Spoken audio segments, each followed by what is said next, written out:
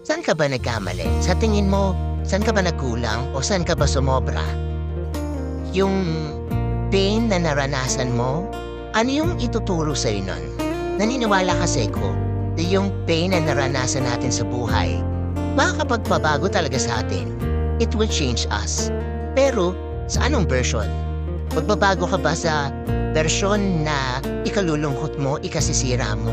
O sa version na bubuo at gagamot sa? Kasi minsan kapag naramdaman natin yung pain, lalo nating dinidiin yung sarili natin dun sa lungkot. Tayo mismo yung lalo pang nagpapalala ng kalungkutan sa sarili natin. You have to fight every day.